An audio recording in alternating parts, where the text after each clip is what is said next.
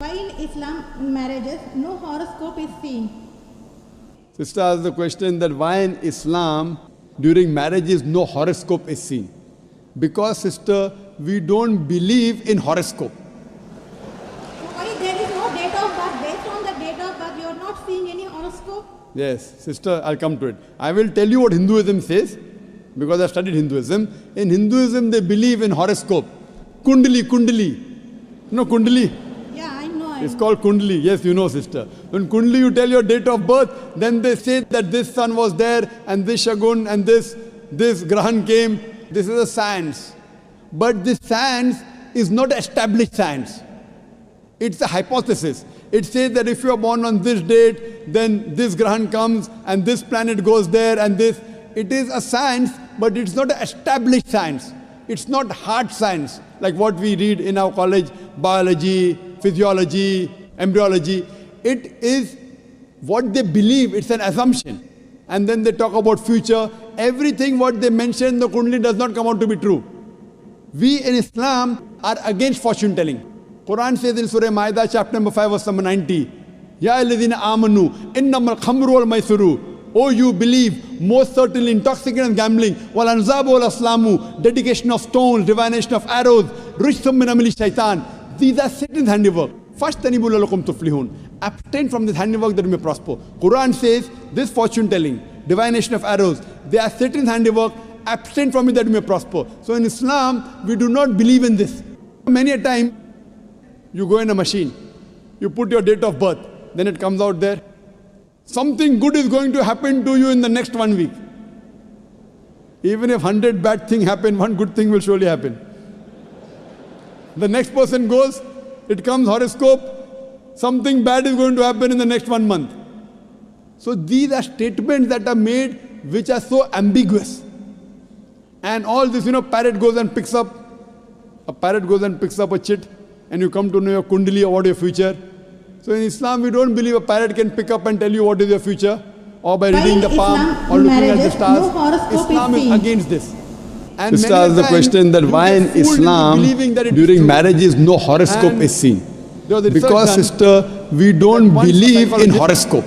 He was teaching a class. Why there is no date of birth? Based on the date of birth, you are not after seeing 1 any week, he said, horoscope? yes, sister, I'll come to it. I will tell you what Hinduism says, because I studied Hinduism. In Hinduism, they believe in horoscope. Kundali. Don't open the chit. You know Kundali?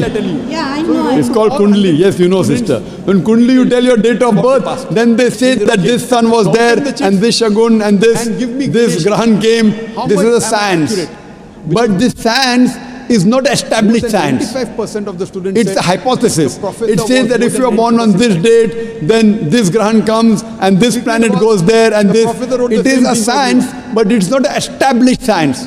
It's not hard science, like what we read in our college, biology, physiology, embryology. It is what they believe, it's an assumption. And then they talk about future. Everything what they mention in the Kundali does not come out to be true. What we believe, we in Islam are against fortune telling. Quran says in Surah Ma'idah, chapter number 5, verse number 90, Ya alladhina amanu, innamal khamru wal maisuru. Oh, you believe, most certainly intoxicant and gambling, wal anzabu wal aslamu, dedication of stones, divination of arrows, rishthum min amali shaitan. These are Satan's handiwork. Fashtanibu lalakum tuflihun. Abstain from this handiwork that you may prosper. Quran says this fortune telling, divination of arrows, they are Satan's handiwork. Abstain from it that you may prosper. So in Islam, we do not believe in this. Many a time, the woman is you go in a machine, you put your date of birth, then it comes out there. Something good is going to happen to you in the next 1 week.